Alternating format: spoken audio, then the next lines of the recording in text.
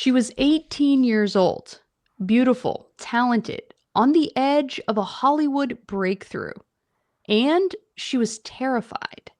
Terrified that someone was trying to kill her. Terrified that she had seen something she wasn't supposed to see.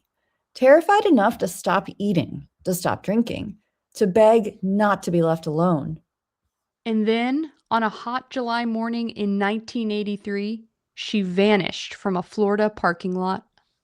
No body, no crime scene, no confirmed suspect. Only a question that is echoed for more than 40 years. Was Tammy Lynn Leppert paranoid, or was she right? Welcome back to another episode of Justice Pending. I'm Susan. And I'm Claire. And today we are talking about the unsolved case of Tammy Lynn Leppert. That's right, Claire. This one is bone chilling. Yes. So, Tammy Lynn Leppert, this is like a Florida childhood built for the spotlight. Oh, She was totally. born on February 5th, 1965, in Rockledge, Florida. She had blonde hair, hazel eyes, and a true confidence that made people stop and stare. Yeah, so she started modeling at age 4. Beauty pageants became her world, and she dominated them. By her teens, she had won more than 280 crowns. I feel like this is exactly right for the time, isn't it? This is Yeah. the and this is also the dawn of the Tiger Mom. Her mother, Linda Curtis, was her agent, her driver, her protector. Tammy worked constantly and thrived under the pressure. But by 1978, she had even appeared on the cover of CoverGirl. And so Hollywood started taking notice of her. Yeah, so like many people, she went from modeling and beauty pageants to acting. So some small roles followed. She was in Little Darlings in 1980, Spring Break in 1983. Tammy was gaining momentum, but then something changed. Yes. After filming Spring Break, Tammy attended a cast party alone. Now, remember, she is confident, secure in herself, used to Right. being in the spotlight, not shy. But when she came home from that, friends said that she really wasn't the same. She was withdrawn, guarded, and really afraid. She sounded paranoid. Yeah, and she wouldn't say what had happened, only that she had seen something awful. Something she was not supposed to see. She started saying that she believed someone was trying to kill her.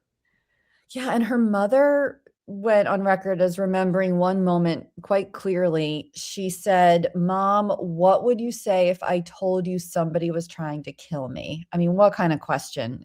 Oh my gosh. No, it's Came terrible. terrible. And it's important to note that according to her family and friends, Tammy wasn't known for exaggeration. She wasn't the kind of person who was making outlandish statements and trying to get attention.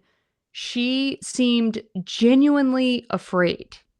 Yeah, it sounded like she didn't need to seek attention because she was really surrounded by it all the time. Right. So it does make sense.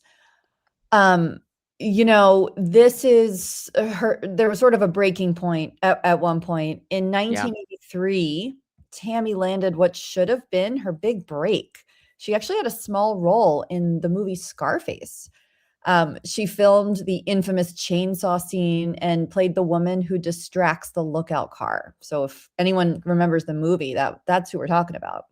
Yeah, and it was just 4 days into filming when Tammy allegedly just broke down on set. There was this shooting scene that sent her into hysterics. She couldn't stop crying. She had to be removed from the set, from filming, and actually sent home. And from that point on, her paranoia only intensified. At that point, she refused food and water because she was so terrified that she would be poisoned. She slept very little, she trusted no one, and then there was violence. Yeah, so this definitely sounds like a person on a mental breakdown. Yeah. Like, this is not just the verge of a mental breakdown, this is full-blown mid-roll, right? Yep. Um, Yep. so it's July 1st, 1983, and Tammy smashes the windows of her home with a baseball bat. And she also allegedly, like, attacked a close friend who came by. It's not looking good.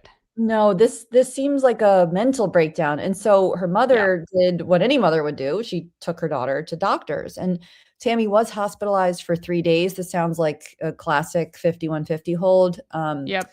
but there were no drugs, no alcohol, no visible medical cause for her paranoia. Yeah, and so she was released. She was still terrified. She was still saying that someone wanted to kill her and that she'd seen something she wasn't supposed to see.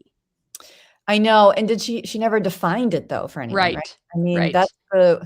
that's where it's so tough because, you wanna believe someone, but then you want you want the facts to back it up. So let's talk about her last day, which her final day, Claire, Yeah. as you would say, July 6th, 1983. So it's the morning that Tammy disappeared. That morning, her mother noticed something very strange, that she hadn't brushed her hair. Tammy hadn't brushed her hair. And for a beauty queen, for Tammy, that was just part of her routine. So Yeah. that might not sound like a very monumental detail, but it actually was. I can tell you no one in my family would think twice if I Right. walked out of the front door without brushing my hair. Same. I But don't remember the last time I brushed my hair. But for Tammy, it Yes, stood out. She didn't correct, leave the house correct. looking anything but completely polished and ready to go. Good. And she was also leaving with a male friend. Mhm. This is the last person confirmed to see her alive. Some sources give him the name Keith. It's not, it's something that police went and looked at the time, but, it hasn't gone anywhere in all this time. He was just someone allegedly who was just giving her a ride, was a friend, and it's interesting. Like, there are reports that they might have argued in the car. I mean, I think we know that Tammy was in a bad place at this Right. point. So she was attacking her friend. She was, hitting her own windows with a baseball bat. Mm. The idea that she might have gotten into an argument with someone giving her a ride kind of makes sense at this point. So he dropped her off near a bank building, the old glass bank building in Cocoa Beach, which is like 5 miles from her house.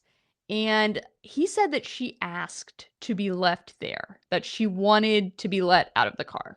Yeah, and he's not lying. He Yeah. did drop her there because surveillance, did capture Tammy standing there exactly where he said he dropped her alone in the parking lot. And it shows her walking to a public phone. She tried calling her aunt and then a friend. And again, she's making phone calls. She's leaving urgent messages. And then we don't see her again.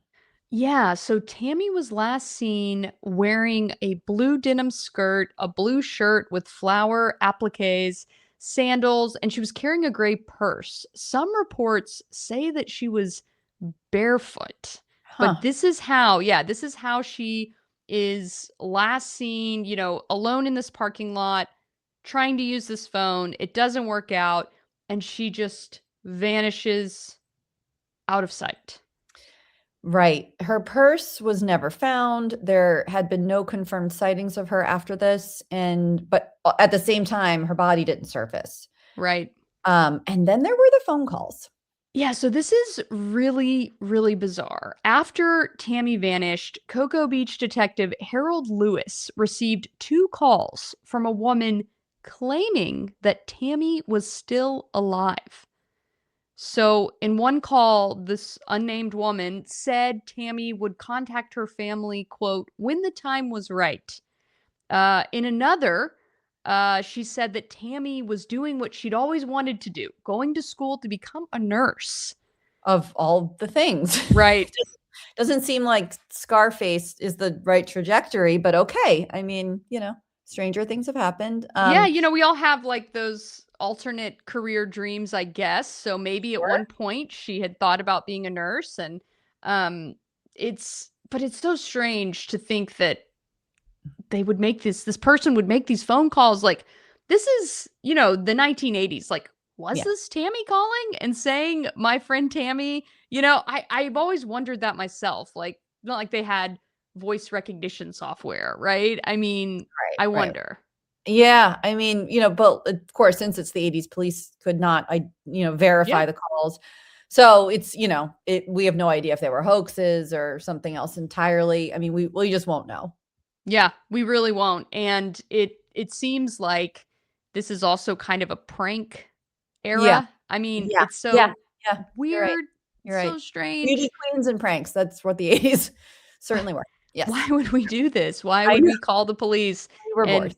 pretend to have information about a missing person? But Ugh, yeah. it seems like it might have been, it could have all been some sick prank to call the Yeah, police. Obviously, her disappearance is not a sick prank, it's very real.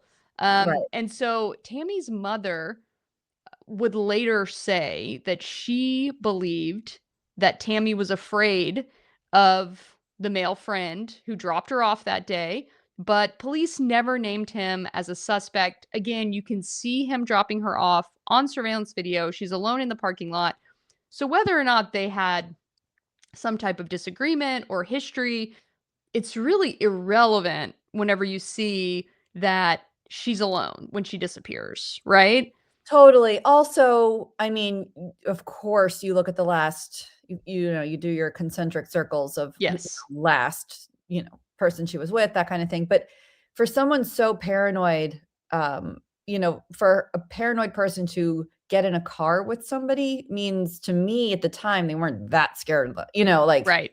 I don't know. To me, that doesn't add up. I understand a mother wanting to point fingers Sure. somebody for answers or investigators to take a second look, which never hurts. But investigators actually were looking at two serial predators who were active in Florida at that time. So let's talk about those two suspects for a moment. Yes. There was Christopher Wilder, and he was dubbed the Beauty Queen Killer. And he lured women with fake modeling opportunities. Oh, this is just Yeah. awful. He abducted 12 women, killed 8 of them before his death in 1984. And Tammy, I would think, fits his victim profile perfectly, Yeah. except she was sort of beyond that. I mean, she wasn't Right. trying to make it as a model anymore. She had made it. She was trying to make it in Hollywood. And so to me, that doesn't work.